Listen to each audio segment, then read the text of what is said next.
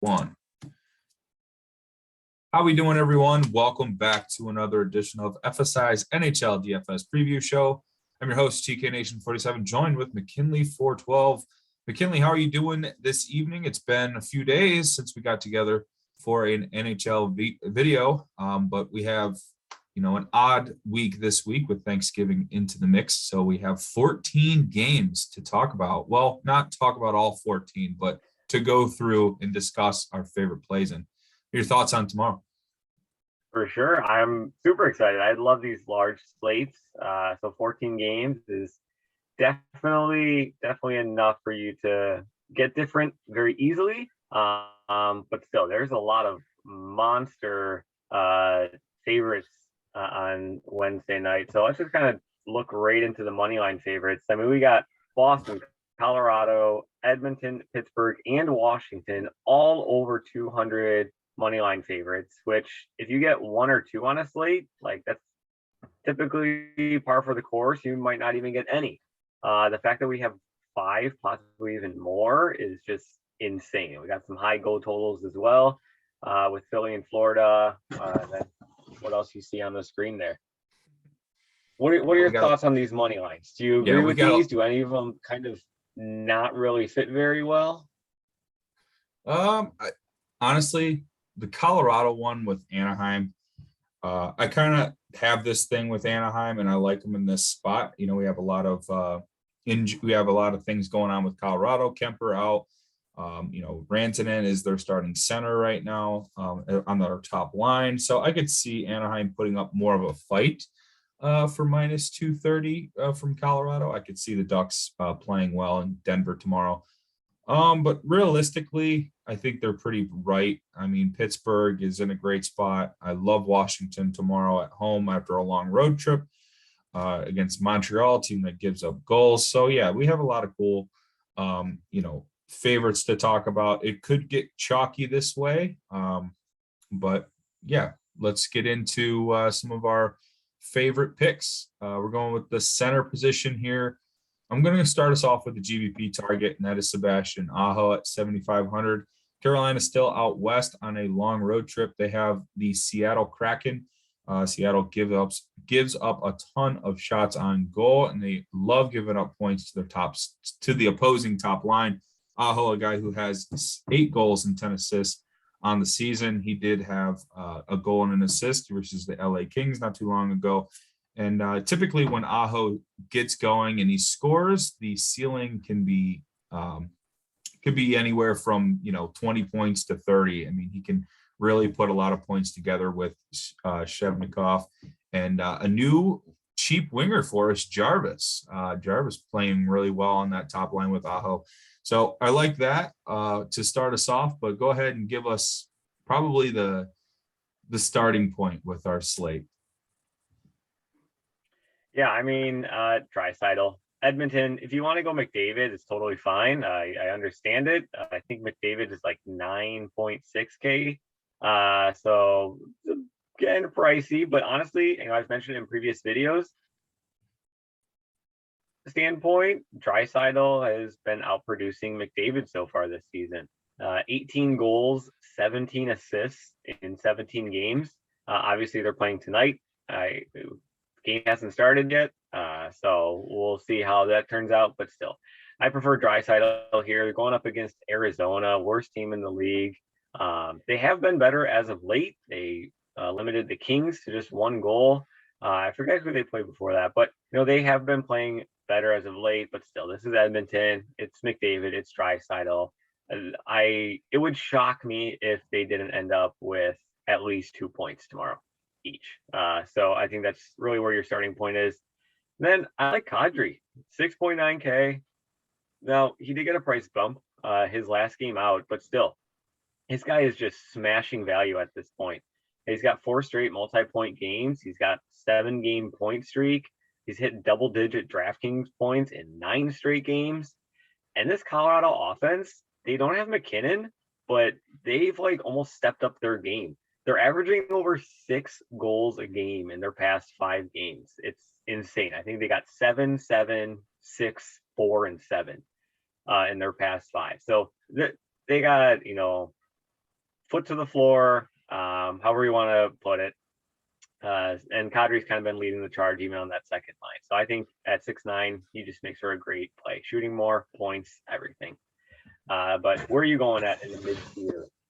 Well, I've been targeting this Nashville top line for quite some time now, especially with Granlund and Duchesne. They seem to be working really well together. They look like they have been priced down from their previous slate. They get a pretty juicy matchup as well with Vegas. Vegas is definitely a good team, but a lot of injuries to the defense. I mean, they still have Pietrangelo, but guys like Alec Martinez is out, so they have holes in their defense. Nashville plays really well at home. Granlund and Duchesne, I really like that combo. Last 5 here from Granlund, 17-14. He has the floor game versus Toronto. That is 1, so you can get the idea of why it is a GPP target. He can be 1 or he can be 17, but the games before that, dud was 11 and 26. He had 4 assists in a game earlier versus St. Louis. That's really what kind of kickstarted this Nashville goal scoring frenzy that they've been on in their last 5 games. Was a breakout game versus St. Louis nobody saw coming. And since, they have been one of the top scoring teams in the NHL. So I like Nashville, Duchesne, and Granlund. My punt play is kind of a punt play, but Couture at 46. This is a top line center, really talented two-way center. 4.6K, probably the cheapest we'll see, unless he continues to have his floor games, because he's not really scoring in bunches like he can. But he does have Timo Meier back. They've been playing okay, but they haven't produced the goals yet. And as you know, McKinley, I like to get ahead of the curve on when these goals start to show up. We did so with Pittsburgh the other slate. And I think San Jose could be, or this top line with San Jose could be one of those lines where it's a really talented line. They just don't have the goals and the assists to show for it. And I think this could be the game, versus an Ottawa team who hasn't played a lot, and they got dismantled in their last time out. And I think Couture, in the last time they played each other, he had a goal and 4 shots on goal. So I like Couture is my punt play, but good value play for GPP targets. Sure. How about you? Tell me about this Mercer guy. Yep. So Dawson Mercer, he's a first-round pick for the Devils. First-round pick, I want to say 2020. But I mean, with Jack Hughes out, he's kind of seen an increased role. He's playing second-line center behind Hischier at the moment, but still, he plays on that top power play unit, and he's got 6 goals, 6 assists so far this season. So he's definitely producing in the points department. They are going up against Minnesota, and Minnesota has had a pretty great start to the season. However, they do let in quite a few goals. They've let in 3.22 goals against so far this season, which ranks them 24th in the league. So they definitely can let some in, and Mercer at that price tag, playing on that top line, given that role, given the amount of minutes and the shots that he's able to generate, I think he's a pretty safe spot if you do end up paying down at center. Initial builds that I have been doing, I'm kind of liking the value more at wing and kind of paying up at center. That's just kind of how things have been going. But if you do want to reverse it, I mean, there's a lot of stud wingers as well. It's the 14-game slate. Yeah. This is just kind of where I've been at in my just kind of dummy builds that I've been doing so far. But still, Dawson Mercer, I don't mind him at 4K here for a cheap center spot. So over to the wing. Just talked about with Couture.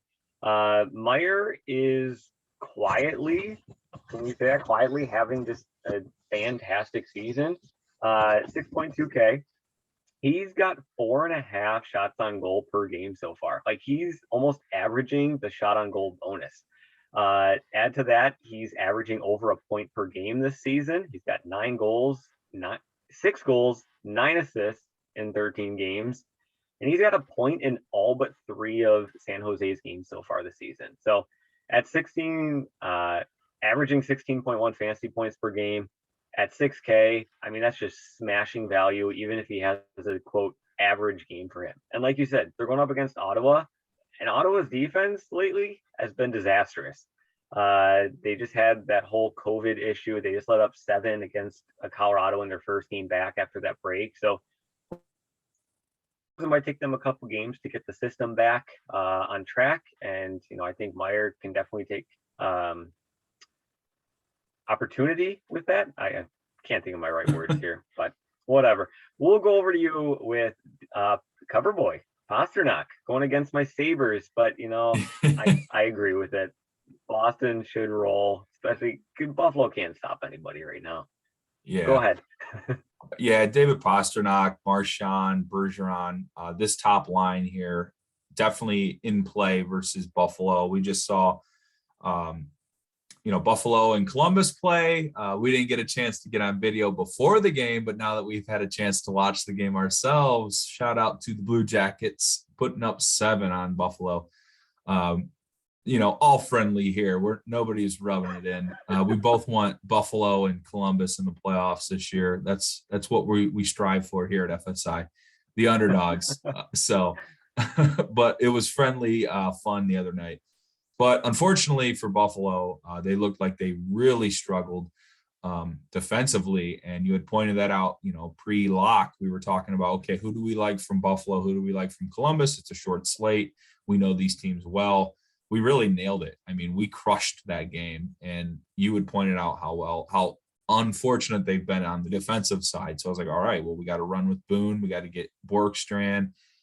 We just didn't see the Domi and Roslovic explosion happen, but as you could tell, guys like that, you could really compare Domi to as like a poor man's Marchand.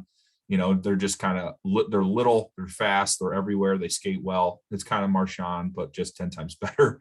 And Roslovic is just like a traditional, face-off center guy.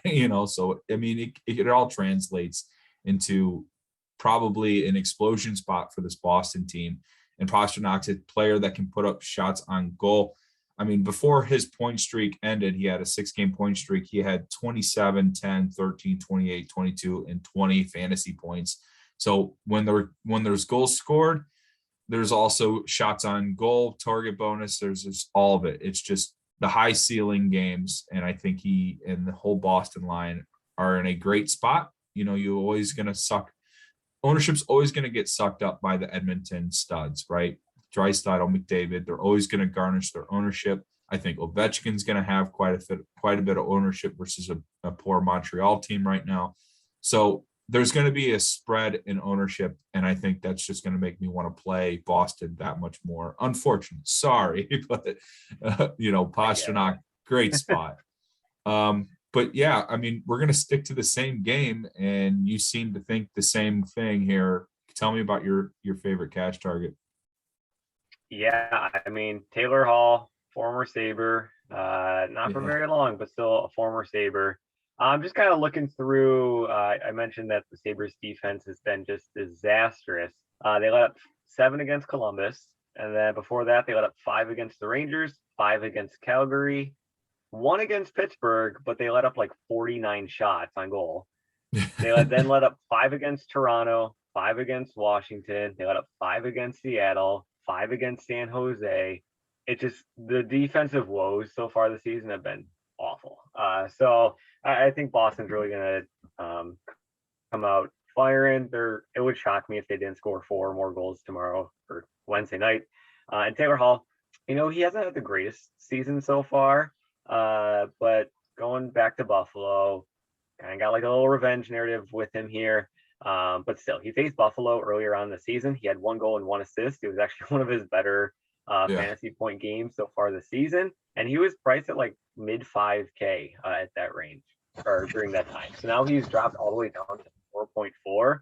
I mean, this is still Taylor Hall we're talking about. He's no slouch. And I think that price is a little bit of a discount compared to where he is just as a hockey player and what he can produce. So I don't mind Hall at 4.4 as one of the value plays at wing.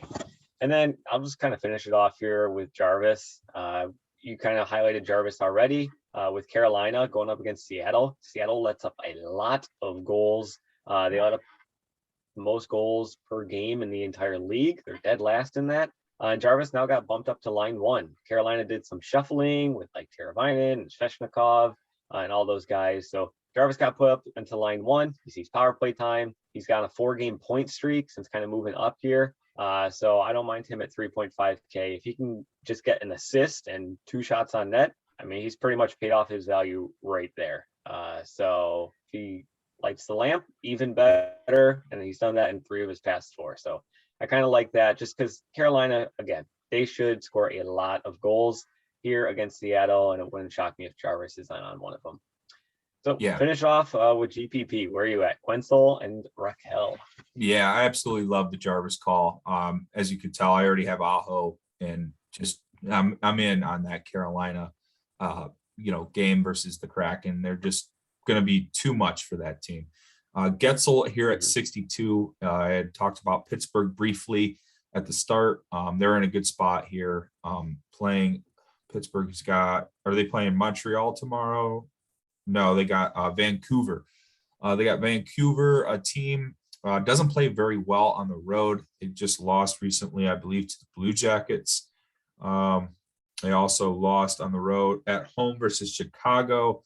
So, I think they're just not a complete team. And I really like to see what Pittsburgh can do. Getzel has been the main man here for Pittsburgh. 5 goals in his last 5 games, 60 shots on goal. Season overall, he's been the most consistent player for Pittsburgh. If they're going to win tomorrow at home, right before the holidays, before they get to eat some Thanksgiving feast, I think Getzel is going to be the man to lead the charge. And Crosby's not too expensive either. You can get him at a pretty discounted price, $6,800. And, you could pair him up with Rust or Letang. I think any of them are in play. Pittsburgh going to be severely low owned, I think, on this slate with the amount of games that we have, with the amount of far expected goals in other games than this game. And Vancouver has the worst penalty kill in the entire league right now. Right. Granted, I can counter that with Pittsburgh ranks dead last on the power play, but I'll still take the worst power play against the worst penalty kill for sure. So, like you said, they can go low owned. They're in a good spot. Like it. Yeah, Raquel 4,700. It's 1 goal in his return with 5 shots on goal. He plays with I think he matched up with Zegras and I don't know if Silverberg is still on that same line, but he's on that second line. But he plays with the first power play unit. He plays with Milano, I think. Milano, that's it. Thank you. Yeah. I had already talked about this Anaheim team. I like their sneaky goal upside. If Colorado's starting Kemper, I mean, I don't know what that was last game. It seemed like every time Colorado scored, Kemper's just letting one walk in. It was so bad, and I had rostered him, of course. I mean, I haven't had the best goalie luck lately, so definitely don't listen to my goalie advice tomorrow before lock. I just really like if Kemper's in. I like this Anaheim team. They play well on the road too. And I think Raquel could be a big part of that at a cheap price tag for a guy that was, almost $6K not too long ago before the injury happened. Okay, so defender, I'll kick us off here with Carlson at 68. I think the good play here is him and maybe Ovechkin is like a 2-man stack. If you found a really solid value line stack that you're going to play. Carlson is a guy that can get you a lot of assists. He can get them in bunches, especially if Washington are on the attack and they're scoring a lot of goals, and he's a part of it. He's going to be a big part of the assist tally. 13, 10, and 14, or 6, 13, 10, and 14 in his last 4 games. Not necessarily the upside we're looking for, but if Washington's going to explode, I think Carlson's going to have a big part of it. Montreal gives up a lot of points to the defender position. So I really like Carlson for a big day tomorrow. Tell me about probably the bigger lock on the slate, though. I think everyone's been in on this Cal McCarr guy. Tell me about him.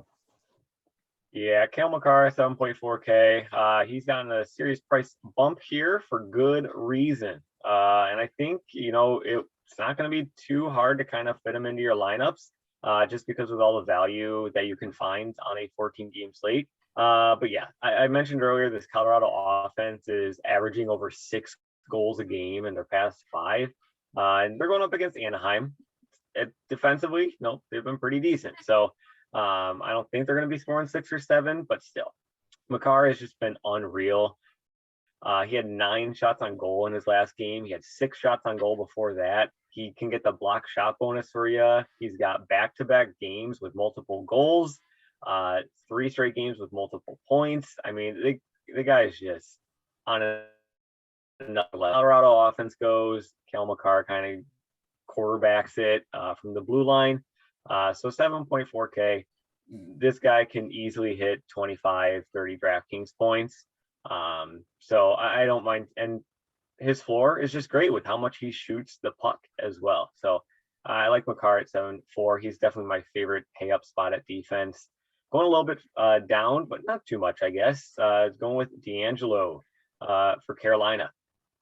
Picking on Seattle again. I mean, we've been picking on Arizona all season long, but Seattle has started to take over as like the worst team in hockey, especially on the defensive end. They just can't get any help in goal. I don't know what's going on with Grubauer this year. He was much better in Washington. Could just be the team in front of him is worse. But still, D'Angelo, he can get you 3 to 4 shots per game. He skates on that top power play unit, which I'm expecting is going to do very well here against Seattle. And like I said, at 5.9K, if he can get you an assist and he gets you those 3 to 4 shots on net like he averages, and maybe a block shot or 2 here or there, he's going to pay off his value. If he gets a multi-point game, which is fairly likely, he's going to smash his value here. So I think he's definitely a safe play in this range. And really most any Carolina guy is going to be pretty safe tomorrow, all things considered. But you're going down to Taves, Colorado, once again. Yeah. Devon Taves, if you're looking for a GPP target that's not Kel Makar's price tag, if you want to save a little, Taves has been on a tear as well. 16, 110, 13, and 17 in his last 5, 3 goals and 3 assists on the short comeback from injury. He's been really on it. He plays on the second line defense. I like to pair him with Kadri, and that second line, Burakovsky kind of gets in with that mix. There is a chance, he'll start. So he's just a great play here at 4,800 with the price tag. It's not up to the 6K tag that he can usually play at. And is he on the second power play unit? Because I know Makar is on the first. I think Taves might be on the second. So yeah. Yeah. So he gets a little bit of power play time. I like him. He can get some block shots from time to time too. And then my punt play is going to be Morrissey at 3,700 versus the Columbus Blue Jackets. Blue Jackets gave up a ton of points to the defensive position against Buffalo. It looked like they gave up a lot of penalties too. So Morrissey, Pionk, those guys, they're going to have the opportunities too from the defensive position to score points. 3 goals and 5 assists on the year for him. Most importantly, though, he does block shots. Columbus takes a lot of shots, so I like him to try to get that block shot bonus with the upside of points. So I like Morrissey against my own team. All right, tell me about your punt play here. Yep, punt play, we're going to go with Robin Salo. I'm not going to pretend like I know a whole lot about this guy. He just kind of got called up here. Just lots of injuries, COVID going on with the Islanders. So he's played 2 games with them so far. He's kind of already been put on that top power play unit next to Dobson. And he's been doing pretty well. He's seeing 21, 22 minutes of ice time so far. He's shooting the puck. He had the block shot bonus earlier. So super small sample size. I totally understand that. But still, he's getting opportunity, and that's really what we're looking for at guys in this price range. Guys who will shoot the puck, who can block shots, and they're getting over 20 minutes of ice time as well. So 20 minutes of ice time, power play time, under 3K. I'll take my chances for a punt play in cash there. Yeah. Favorite absolutely. line stacks. I kind of went a little different here. I didn't go with one specific line, but just kind of talked about that Edmonton power play. This power play unit with Draisaitl, McDavid, Barry, Nugent Hopkins, and Hyman, it's amazing. And I just don't see Arizona being able to stop them at all. It's going to be very difficult to jam in Draisaitl, McDavid, Barry into your lines. It's possible, just because there is a crazy amount of value on this slate. But then if you do that, you're not really exposing yourself to like Carolina or Boston or any of those guys. So from a cash perspective, I wouldn't fully go all out, but I don't know. I think Edmonton is still my favorite offense on the slate tonight, whatever. Wednesday. We record these the night before. Yeah. I'm going to go Boston. Go for it. Yeah, Boston versus the Sabres. I'd already talked about this when I talked about Pasternak. They're just a really solid matchup in this spot. I mean, there is the case that they get up too early, but they're going to have to score goals to do so. So, yeah, I love the full stack. Usually when these guys score, it's these three that are on the score sheet. You could even maybe sub a Bergeron out for McAvoy, the defenseman, or any one of these guys for McAvoy. But typically when you're rostering this line stack, you want all three of these guys. So I really love the Boston line stack, as mentioned earlier. But interesting to see you go with Draisaitl, McDavid, Barry. I think that would actually be contrarian in its own right to have all three. I think someone's just going to have one or the other, or two of the three of these. So to have all three, I think that would be different, right? So I like that idea. All right, guys, this will wrap things up for our favorite picks here for this massive 14-game slate. Thank you, McKinley, for joining, and everyone like this video. Comment below. You can follow me on Twitter at TKNation47. You can follow him at McKinley412. Guys, have a wonderful Thanksgiving. I hope you eat good and you have a good time watching some football. But first, win some money in hockey with us, and you can find us on our website, FSIDFS.com. All right, guys, take care and have a great holiday.